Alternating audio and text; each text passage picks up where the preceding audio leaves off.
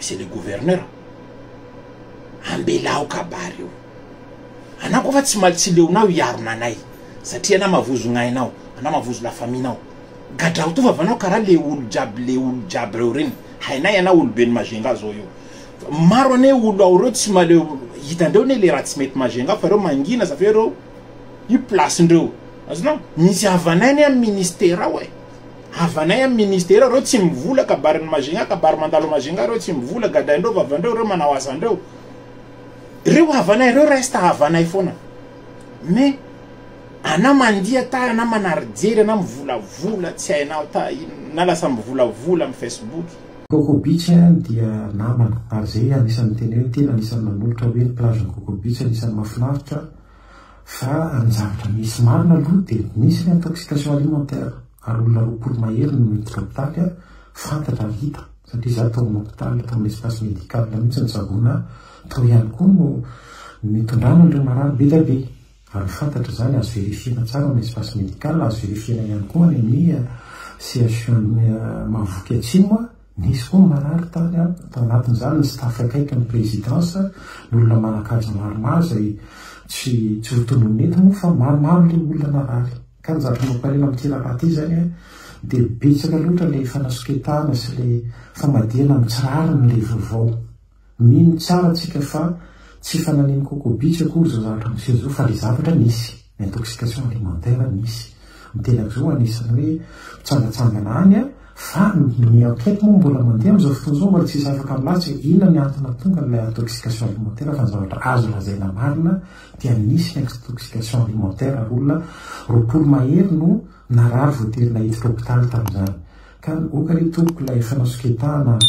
ohatran'ny fanalatsiana mivantana ny filoham-pirenena ny sasany lazaina fa langa tsy misy zany zavatra zany zay mahatonga hoe eto amin'ny vavolombelona hita masoko. Salama jiaby zay moa ampesana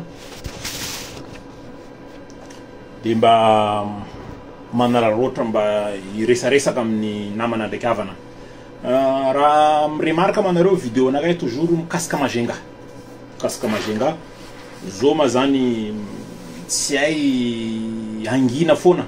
amizaka mandalo a Majenga satria marary fontena tany tena lavitra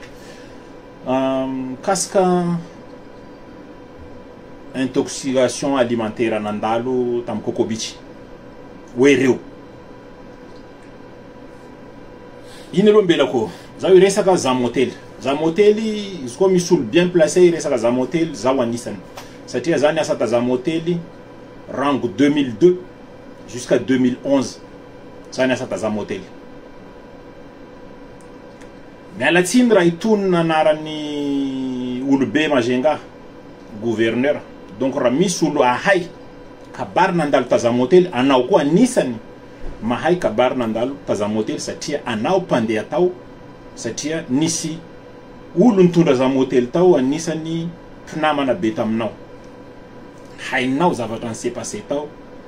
tam Zam Hotel zaho manokana zany asa tao rango tam 2002 fa hainay olo nila ividy Zam Hotel io